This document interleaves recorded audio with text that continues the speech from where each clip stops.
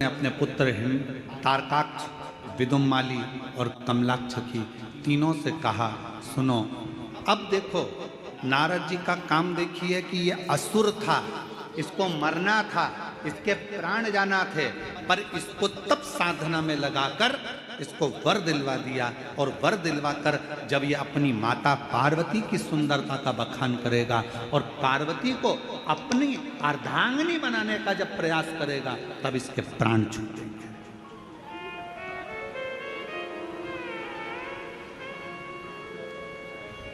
और समझाया देवऋषि नारद ने, ऐसा नहीं कि देवऋषि नारद समझाते नहीं है, नारद जी का काम है समझाना, ज्ञान देना। एक विद्वान संत, साधु, सन्यासी, तपस्वी, साधक, उपासक की एक क्रमता होती है कि वो समझाने का प्रयास करते, पर तुम्हारी बुद्धि में बैठे तब तुम्हें समझ में आए। महाराज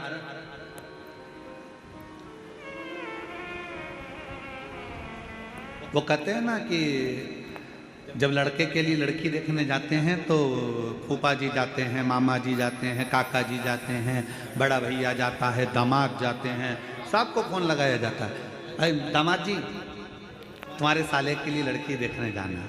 अच्छा, अरे मामा जी तुम्हारे भांजे के लिए लड़की देखने जाना, फूफा जी तुम्हारे भतीजे के लिए लड़की देखने जाना।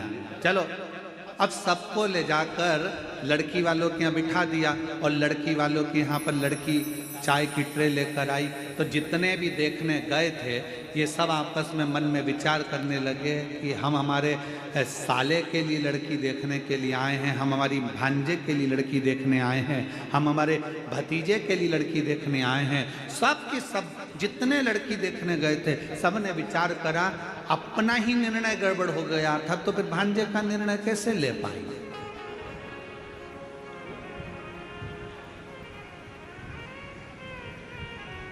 जब हमारी शादी की बात आई तो हमने विचार करा, मामा सोचे कि हमने विचार करा, फूफा सोचे हमने विचार करा, दामाद सोचे हमने विचार करा, हमारा निर्णय हमको ही अच्छा नहीं मिल पाया, तो हम हमारे साले के लिए कौन सा निर्णय ले पाएंगे। ये विचारणीय हो जाता है। परशु महापुराण की कथा एक बात कहती है, जन्म, मरण और परण ये तीन मेरे शंकर भगवान के हाथ में हैं। भगवान शिव ने ये किसी को नहीं, ये भगवान शिव ने किसी को नहीं दिया।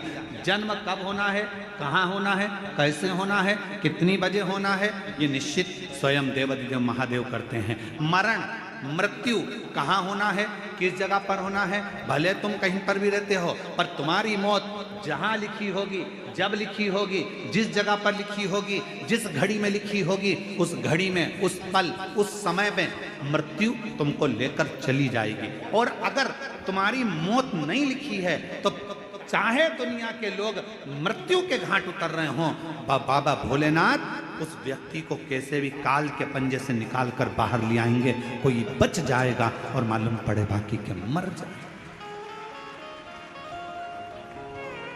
और ये हुआ। अभी अहमदाबाद में एक घटना घटी, बोलो टीवी पर देखी थी कि नहीं देखी थी? अरे जम के तो बोलो, देखी थी। अहमदाबाद में घटना घटी, कितना अच्छे अच्छे सब अपने अपने भावों से जा रहे थे, सबके हृदय में भगवान समाहित था, सबके हृदय में शिव था। फ्लाइट में बैठ भी गए, फ्लाइट उड़ भी गई। उस कैंपस में मेडिकल कॉलेज के जो बच्चे थे वो भोजन कर रहे थे, उनको क्या मालूम था कि हमारी मौत यहाँ लिखी है, हमारी मृत्यु यहाँ लिखी है। वो फ्लाइट में उड़ने वालों को क्या पता था कि हमारी मृत्यु यहाँ लिखी है? किसको मालूम?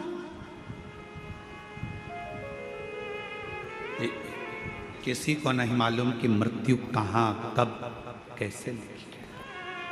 पूछा था मां पार्वती जी ने भगवान शंकर से, अमरनाथ की गुफा में बैठकर भगवान शंकर से पार्वती जी ने पूछा था, प्रभु मेरा एक प्रश्न का उत्तर दीजिए।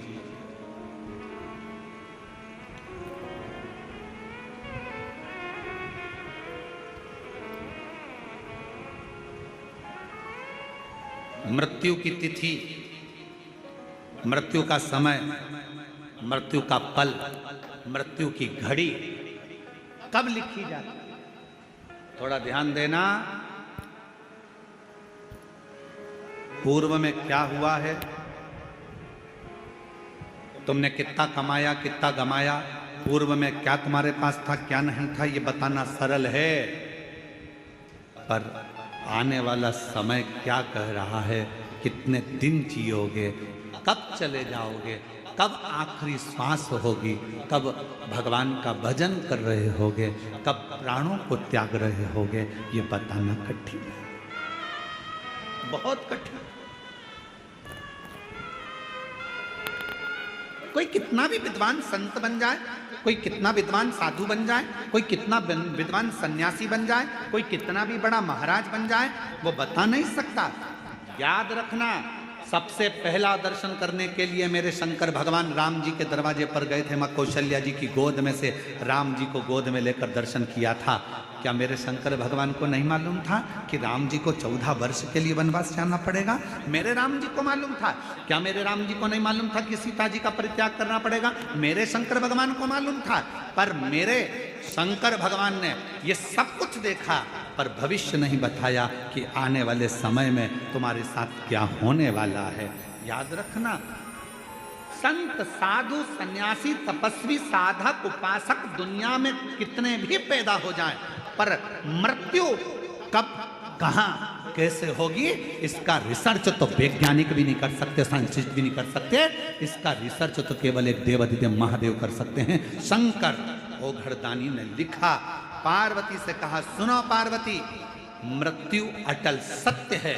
जब बच्चे की नाल कटती है, माँ के गर्भ से जब बच्चा जन्म लेता है, उसकी नाल कटती है, उस नाल कटने के समय पर बच्चे की मृत्यु लिख दी जाती है कि कब कहां किस जगह कैसे होगी। समय निश्चित हो जाता है।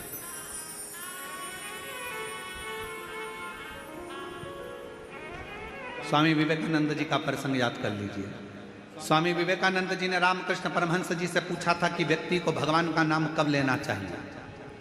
रामकृष्ण परमहंस जी ने कहा था, मरने के 1 मिनट पहले। मरने के 1 मिनट पहले भगवान का नाम लेना चाहिए। तो रामकृष्ण परमहंस जी से स्वामी विवेकानंद जी ने पूछा कि मालूम कैसे पड़ेगा कि मरना कब है?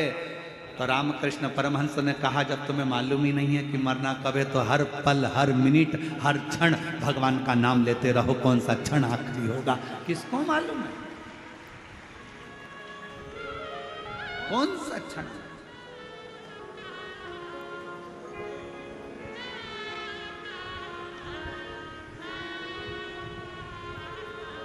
और महाराज,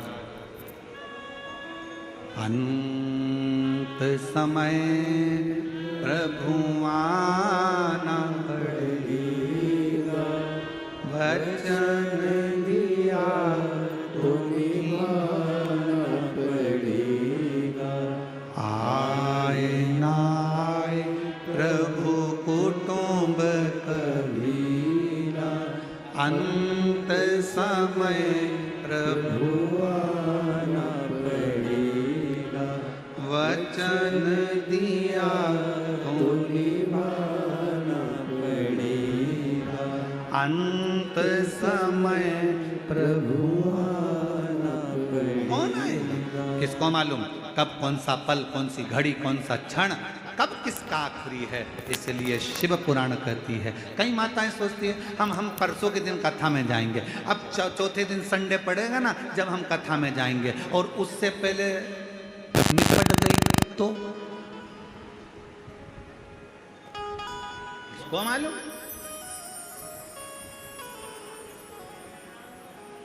अरे अभी सावन में अपने यहाँ कथा होगी ना, तब हम सुन लेंगे। हमने सोचा है सावन के महीने में हमारे पास में ही कथा होगी, तब हम सुनेंगे।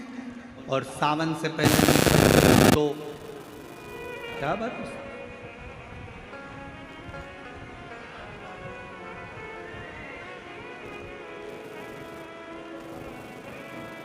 बहुत कठिन महाराज, बहुत कठिन। खूब भगवान का नाम ले। खेत में काम करो, धान बो, अपनी मेहनत को पीछे मत हटो, परिश्रम पूरा करो।